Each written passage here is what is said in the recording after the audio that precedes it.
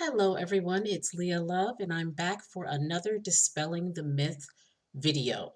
Today, I want to talk about the constant commentary about Trump that he did not handle the COVID virus adequately and that he's to blame for all of the 200,000 deaths. And it's something that's mentioned quite a bit on social media, so I am here to dispel the myths. First, I want to share with you the Trump administration's website, which gives you a month by month detailed plan and description of what was done each month. Then I'm going to share with you a really telling video by Mr. Bongino.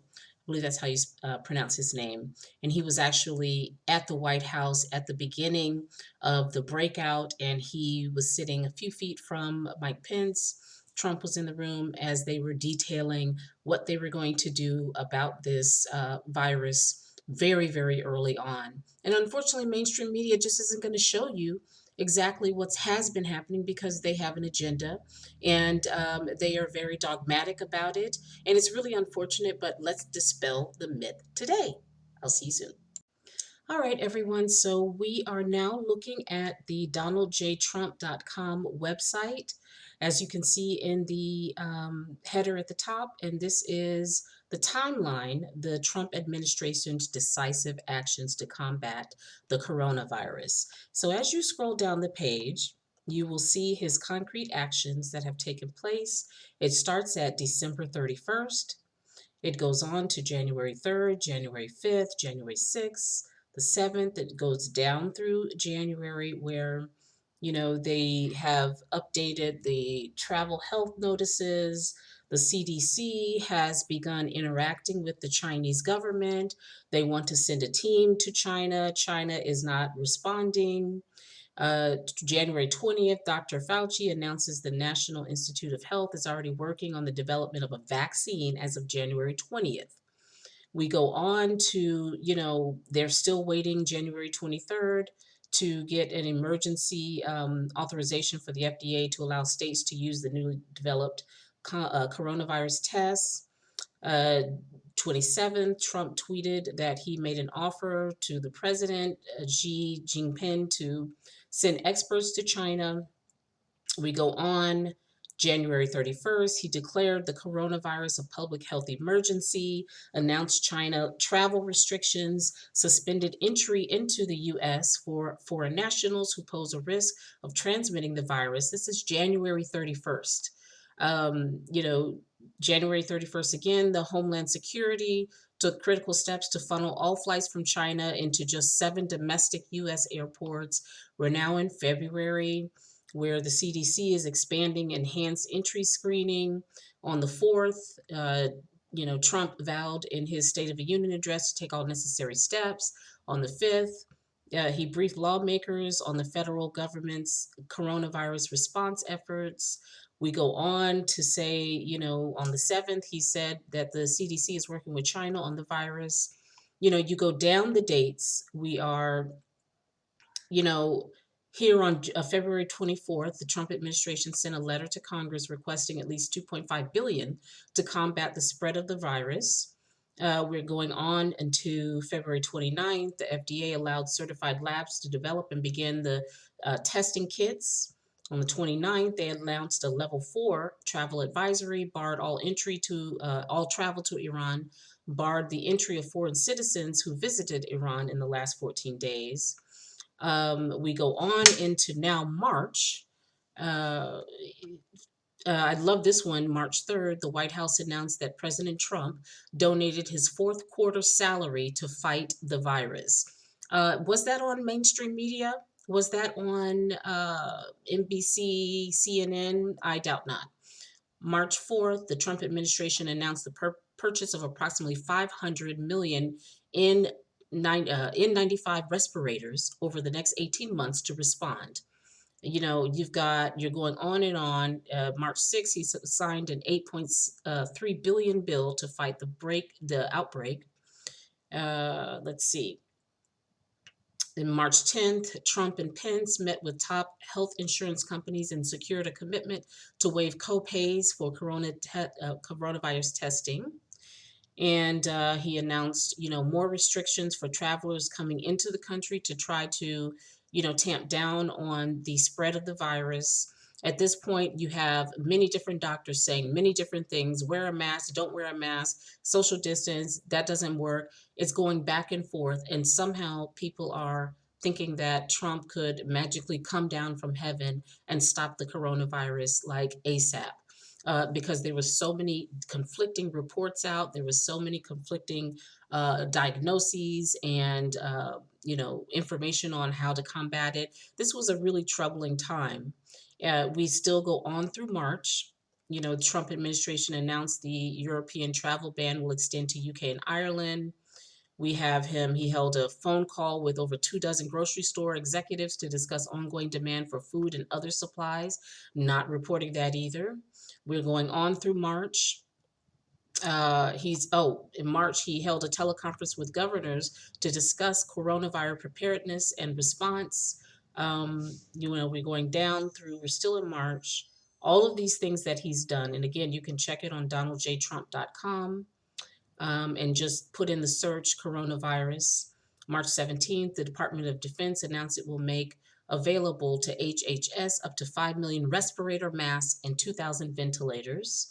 March 18th, Trump signed the Families First Coronavirus Response Act, which provides free testing and paid sick leave for workers impacted by the coronavirus. Not sure that was reported either.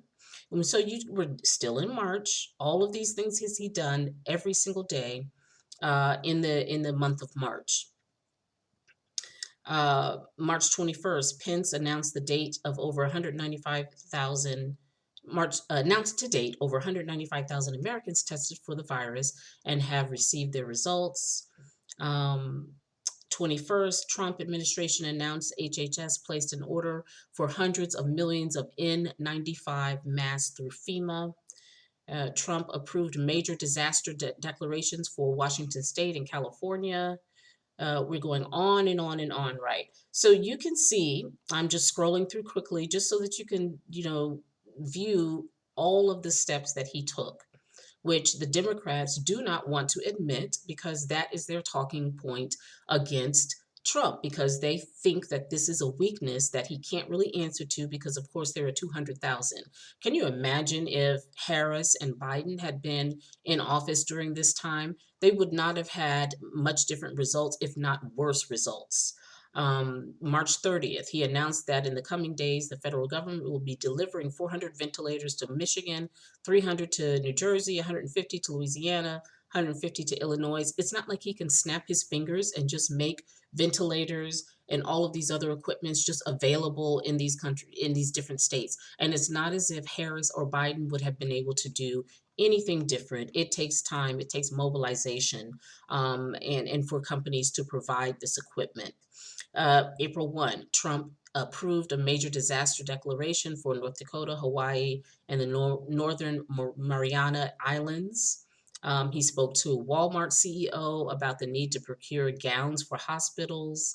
It goes on and on and on. So I will not belabor this point. I'm asking all Americans to go and do your own research, because the Democrats will continuously lie because they are counting on Americans to not do their research on their own. They are counting on Americans to simply listen to their deep state sponsored programming and brainwashing because they want this man out, and for very pointed reasons.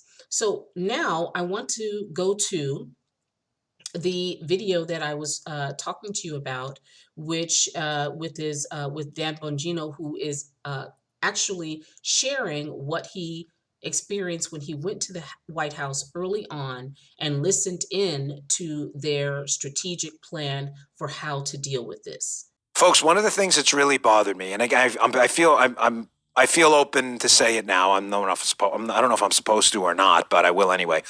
I was invited up early to hear the vice president's plan and the president's plan about the coronavirus when it first came onto our shores. I was invited up to the White House. I heard from the vice president direct in a small room.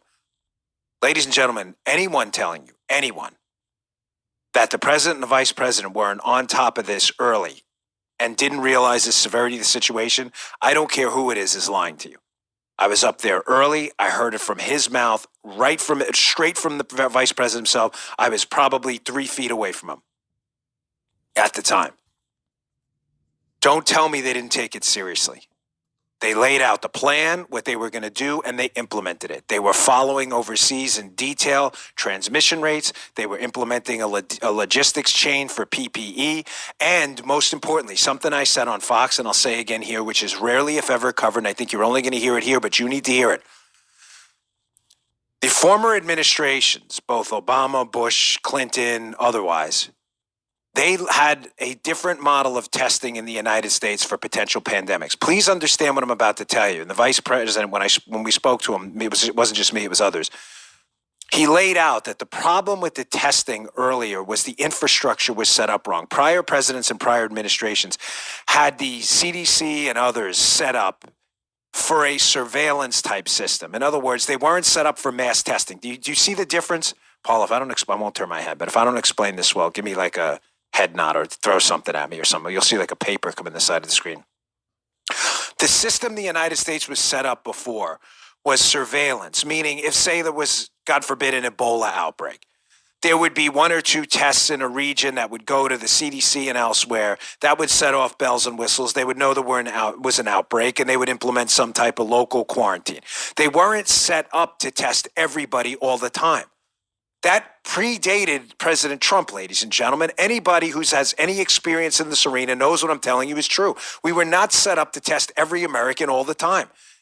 Trump was left with a surveillance system. When the American public, due to the severity of this virus, pushed for a mass testing system, which candidly I'm not sure was the right approach, but the president understood the fear and anxiety, they in literally months switched from a surveillance system to a mass testing system and changed the entire model. Does that make sense? Okay, good. Paul has given me a head nod. Folks, I heard this months ago. I've been trying to explain this on Fox and elsewhere on my show. It wasn't the president's fault. And when he figured out that we were just a surveillance testing model and not a model for hundreds of millions of tests, in just 3 to 4 months, they switched the whole model over and changed it to a mass testing system because that's what the public wanted. You can deny that all you want. You just don't know what you're talking about. Now, Joe Biden claims to have a coronavirus plan. This is another thing that's bothered me. If you actually read Joe Biden's coronavirus plan, it sounds awfully like Donald Trump's plan. He says things in there that Donald Trump has already done, and he acts like he made it up. We need a military person in charge of logistics to distribute vaccines and PPE. That's already happening. President Trump already appointed a military officer to do all this. We need more PPE. We already have that. There's no shortage of PPE. We need a rapid vaccine. Did he miss Operation Warp Speed? Everything Joe Biden is saying he's going to do, President Trump has already done. Ladies and gentlemen, just read the paperwork on Biden's plan. Trump has already done it. Finally, Vice President Mike Pence called Kamala Harris out on this. And this was, I think, the most devastating moment of the night. Check this out. The reality is, when you look at the Biden plan, it reads an awful lot like what President Trump and I and our task force have been doing every step of the way. I mean, quite frankly, when I look at their plan that talks about advancing testing, creating new PPE, developing a vaccine, it looks a little bit like plagiarism, which is something Joe Biden knows a little bit about. Ooh, that one stung. So someone got a Band-Aid for that one may require dissolvable stitches. Believe me, I'm in a place to talk about dissolvable stitches right now. That was brutal. It is Trump's plan. So you're going to elect a guy who's running on a plan you already have in place now with the guy currently in office, and he's supposed to be some kind of change agent, the guy he's already running on Trump's plan. Did you read it? Again, I'm not telling you who to vote for. Do what you want. If you're locked in for Biden-Harris, do what you want. I'm not here to, you're all smart people. You'll figure it out. But please stop lying. There are things you can disagree with Trump about, and there are substantive differences between Biden and Trump. That's obvious. This is not one of them. Biden literally plagiarized Trump's plan, put it on his page, and acted like he made it up. And I'm glad Pence finally fought back last night. I gave you some inside baseball there. Again, I'm pretty sure now it's okay to talk about it, but I heard this early. Please stop saying the president and the vice president weren't on top of this from day one. I heard it. I was there. You're just lying and making that up. And it's really cheap and disgusting. So there you have it. This was my dispelling the myth that Trump mishandled or did not act fast enough in regards to the coronavirus or COVID.